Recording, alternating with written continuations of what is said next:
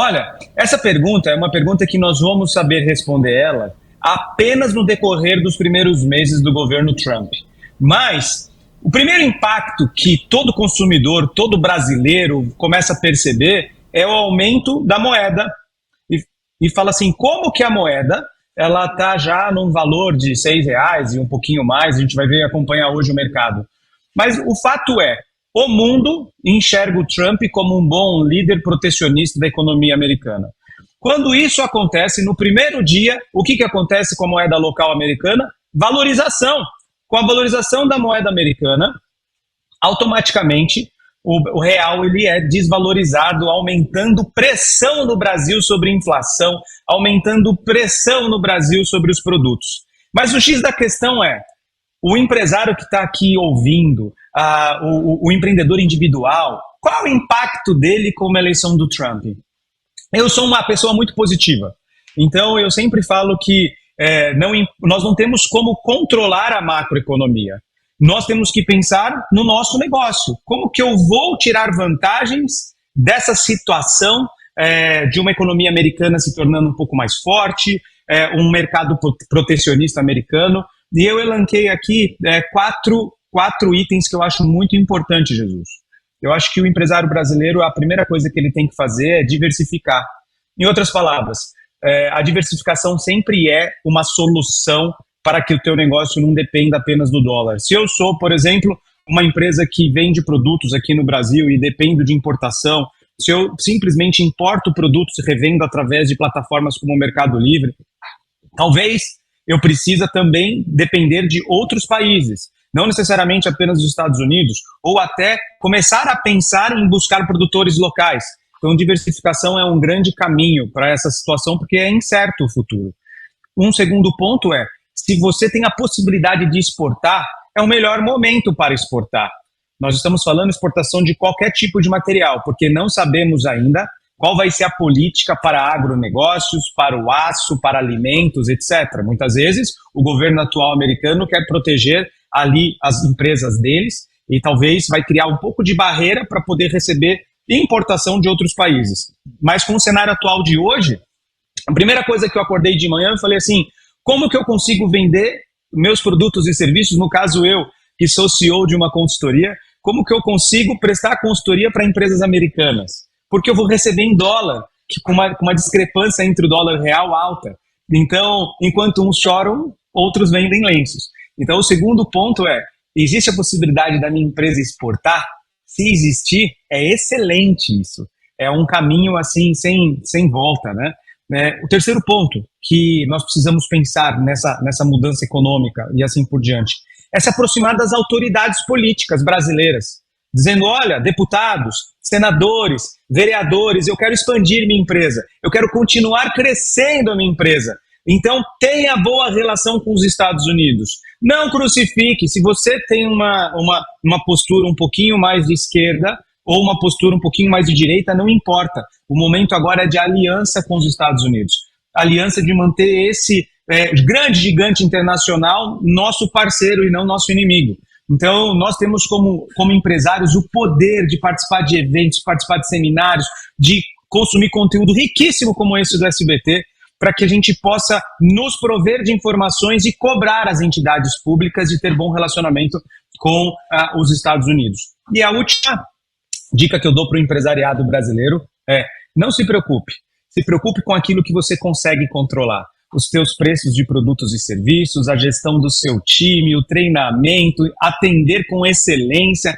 Essa é a melhor fórmula de expansão. Porque em cenários de dúvida, os bons, aqueles que querem prestar bons serviços e trazer bons produtos, sempre vencem. Então é o momento de separar lobos de gatinhos. Dema, te fazer uma pergunta aqui. Pensando no brasileiro médio, vamos pensar aqui na massa de brasileiros. A gente está falando aqui de muitos trabalhadores, muita gente que ganha R$1.500, R$2.000, R$3.000 por mês. E qual que é a possibilidade desse cidadão empreender?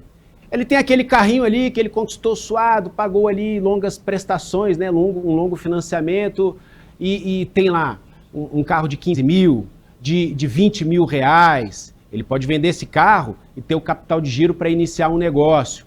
Às vezes ele pega, ele trabalhou muito tempo em uma empresa, tem lá o seu FGTS depositado, consegue um acordo ali com o patrão, ele sai ali com o dinheiro da rescisão e ali ele tem um valor para investir. Pensando nessa maioria de brasileiros que tem o desejo, o sonho de empreender no Brasil, para que área ele deve ir em 2025, levando em conta esse cenário que nós temos agora? Donald Trump na presidência, possibilidade do dólar ficando mais forte, pelo menos é isso que a gente tem de perspectiva agora, pelo menos em curto prazo, tentando enxergar 2025, é isso que a gente enxerga lá na frente. Fazer o quê? Eu vou pegar esse dinheiro, para que áreas eu posso ir? Investir no quê? No ramo alimentício? Vou comprar um carro e vou fazer transporte por aplicativo? Eu quero a sua avaliação. Legal. O que eu gosto de falar uma coisa é o mercado, outra coisa é o pequeno empreendedor, aquele cara que acabou, igual você falou, recebeu o fundo de garantia, vou vender meu carro, vou empreender. Eu, como especialista em expansão, eu digo para ele assim, primeira coisa que você tem que analisar num cenário como esse eu sou bom naquilo que eu vou fazer? Exemplo, se o cara for um péssimo motorista, ele não adianta ser motorista de Uber. Se ele for péssimo com alimentos, não adianta ele mexer ali vendendo cachorro-quente, pastel e assim por diante. Se ele é um péssimo cuidador de idosos, ele não gosta de idosos, então não faz sentido entrar ali. Então a primeira decisão que ele tem que tomar é o que eu sou bom para fazer. E é uma avaliação muito sincera. Os pequenos empresários, eles falam, eu sou excelente em fazer comida, eu sou excelente em prestar um bom atendimento, eu sou excelente em alguma coisa. Então, primeira pergunta que todo empresário nesse ano precisa fazer de 2025 é o que eu sou bom. A segunda pergunta que ele tem que fazer é o que, além de eu ser bom, eu gosto de fazer. Por exemplo, eu adoro jogar bola, Jesus, mas eu não sou bom em jogar bola. Então, além de você ser bom, você tem que gostar, porque nem tudo aquilo que você é bom, você gosta. Porque pensa, ele vai ter que investir tempo, recurso, vai ter que vender o carro, ele vai usar o fundo de garantia dele. Então, se ele não fizer uma atividade que ele gosta e que ele é bom, isso é ruim. Terceiro pilar, ele precisa saber o que o mundo está disposto a pagar. Por exemplo, será que o mundo está disposto a contratar motorista de aplicativo? Claro que está disposto a pagar. Será que o mundo está disposto a investir num jardineiro? Não sei qual bairro que você mora. Aonde é que você vai abrir tua empresa de jardinagem? Né? Será que a região que você está, empreendedor, aonde que você trabalhou, aonde que você está acumulando recursos, o que as pessoas estão dispostas a pagar? Por exemplo, eu estou aqui em São Paulo, tem muitos carros. Eu sei que existe uma falta enorme de funileiros na zona sul de São Paulo, por exemplo. E aí tem disponibilidade, o mundo está disposto a pagar por bons funileiros, porque é uma atividade difícil e é uma atividade que dá dinheiro. Só que é uma atividade que a pessoa tem que ser boa, ela tem que gostar e o mundo está disposto a pagar. Então essa é a terceira pergunta que todo pequeno empreendedor tem que responder. Não adianta você falar assim, vou abrir aqui uma barraquinha de café. Mas será que você está abrindo no lugar certo? Será que o mundo está disposto a pagar por esse café? Será que não tem muitos concorrentes? Né? Então é uma avaliação ali muito individual. Né? E o quarto ponto é o que dá para você crescer. Muitas vezes a gente pega nosso fundo de garantia, muitas vezes a gente abre um alto negócio e a gente fala, olha, eu queria abrir uma pizzaria, só que eu não consigo comprar um forno, ou eu só consigo manter ali, então trabalha com iFood, trabalha com delivery. Então o quarto ponto é sempre uma pergunta, será que esse negócio que eu vou começar hoje, eu consigo crescer? E pensando sobre quais áreas investir, existem 4 áreas de muita necessidade. A primeira, eu vou trazer de trás para frente. A primeira área é que a população está envelhecendo. A população não está só envelhecendo no mundo, mas como no Brasil. Então, cada vez mais vai existir necessidades para a boa idade, que são os idosos. Então, casas especializadas em idosos, fisioterapia, aluguel de equipamentos relacionados a essa área. Então, você que está querendo empreender agora, você fala, dá uma olhada no mercado ali de cuidados com os idosos. Isso é um ponto. Segundo ponto, saúde sempre será algo de muito crescimento e algo que a organização pública é impossível de fornecer todos os benefícios. Então, muitas vezes eu pego um pequeno empreendedor que ele fala, eu não vou abrir nada de restaurante, mas eu tenho muito tato com pessoas. Aí ele faz um curso profissionalizante de técnico de enfermagem e assim por diante, e ele vira profissional liberal, atendendo serviços assim relacionados à área da saúde, aplicador de vacina e assim por diante. Então esse é um segundo ponto, saúde. Terceiro, alimentação. Cada vez mais no Brasil está aberto a necessidade, a oportunidade de alimentação mais saudável. Então, se você olha o número de franquias sendo abertas, Jesus, a quantidade de restaurantes que estão sendo abertos no Brasil inteiro, relacionado à comida mais saudável, para aumentar a longevidade, para diminuir ali a obesidade da população. Então, isso é algo que está até na camada mais básica da população. A pessoa não quer mais engordar, quer ter longos dias de vida, quer ter uma saúde muito boa. Então, se você tem habilidade com alimentação, com restaurante, com gestão de garçom e assim por diante, trazer alimentação na questão saudável é muito relevante no momento atual. E um último ponto que eu gostaria de trazer, que é um ponto adicional que eu tenho analisado recente, é também as oportunidades no mercado pet. O Brasil é um dos maiores mercados pets do mundo. Então tem necessidade para quem quer vender produto, tem necessidade para quem quer comprar e revender no Mercado Livre, tem necessidade de tosa, tem necessidade de um monte de outras coisas.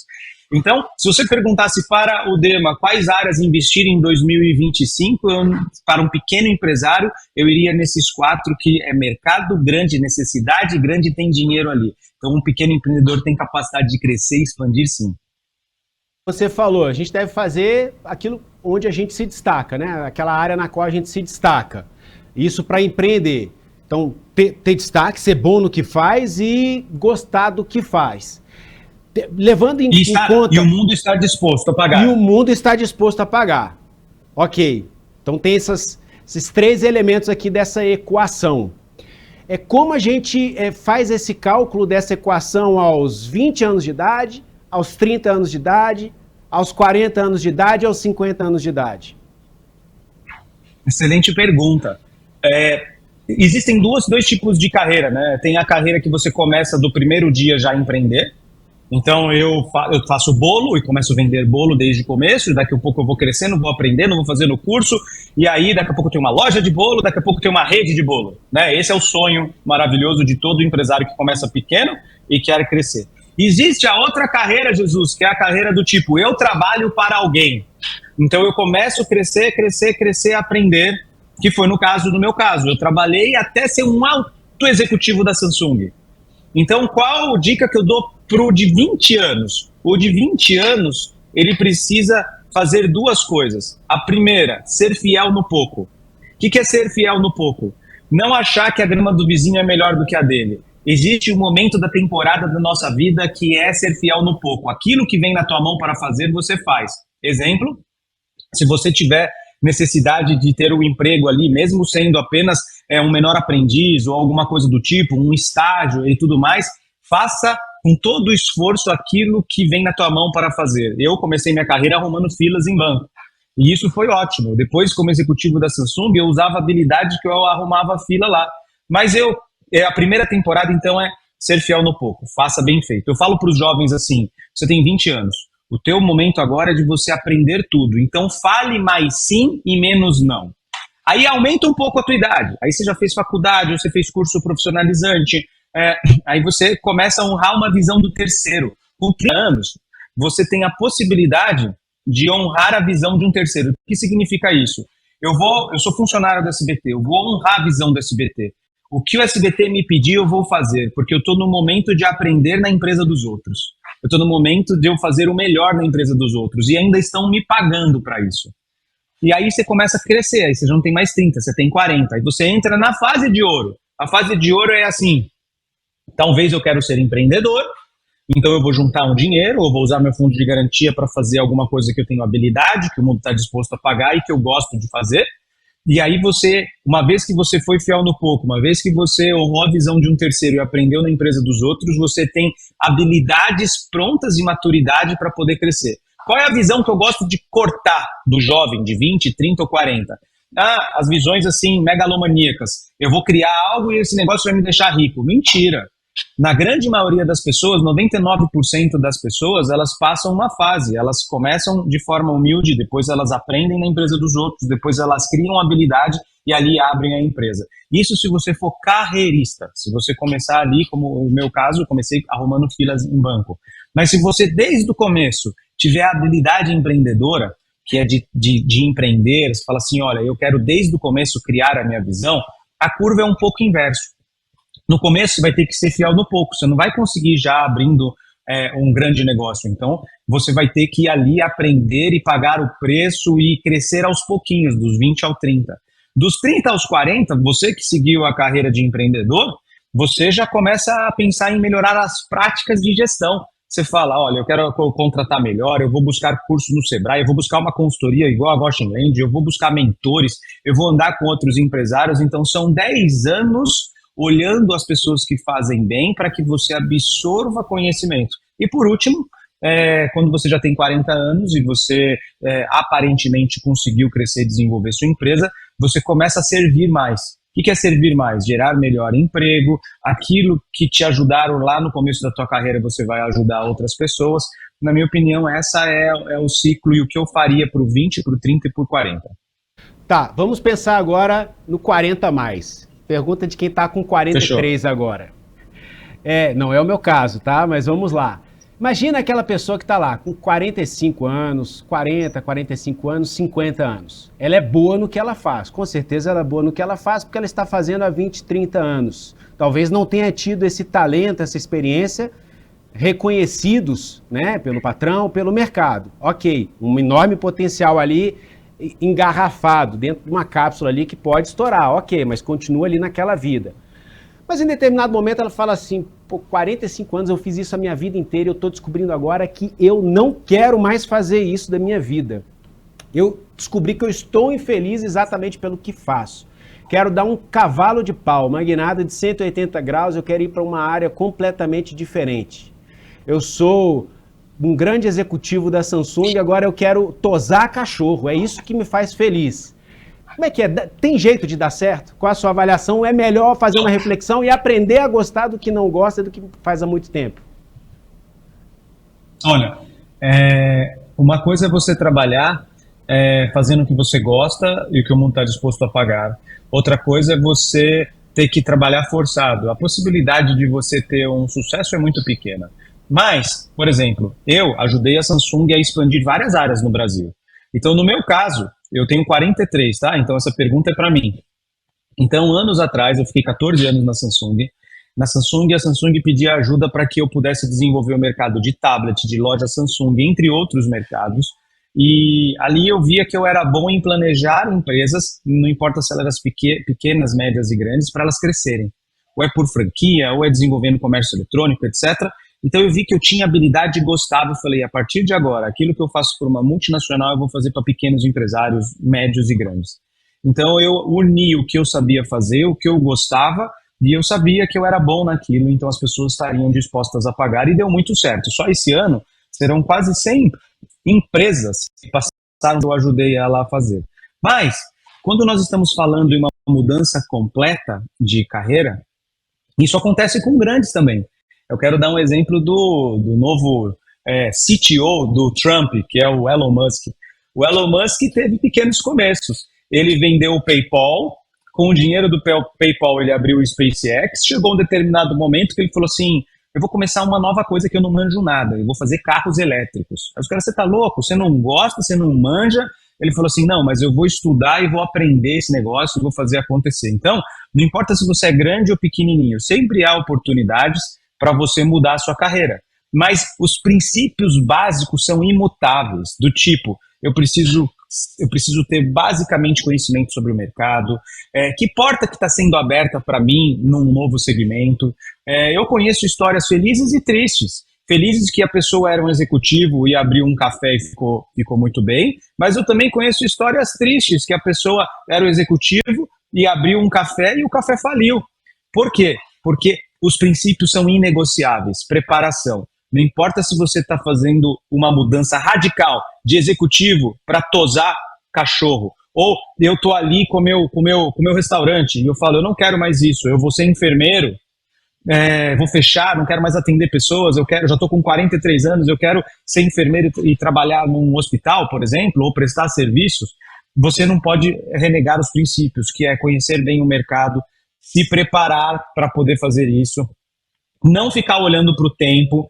Eu já tenho 43 anos, para com isso. Né? Se você olha, grandes executivos montaram grandes negócios depois dos 60, até 70 anos de idade. Mas o princípio de aprender, conhecer o mercado, estar disposto a ter essa curva de aprendizado para que você abra a tua tosa com sucesso, ela é inegociável. Então eu sempre digo, você vai mudar? Beleza, mas você conheceu o mercado? Você se estudou? Você está preparado? Você está lendo? Você está consumindo coisas sobre esse novo mercado que você está indo? Senão você vai vai pular do avião sem paraquedas. Não, você tem que pular do avião com paraquedas. Você tem que sair de uma posição A para a posição B com as bases preparadas. Então a resposta para ti, Jesus, desde que a pessoa em específico não negligencie os princípios básicos de conhecer o mercado e se aprofundar e aprender, eu acho que é super válido e tem grandes chances de dar certo. Uma última pergunta, vamos ver se a gente consegue responder aqui de uma forma resumida. Fazer faculdade ou não? Sim, fazer faculdade. Eu sou defensor da faculdade.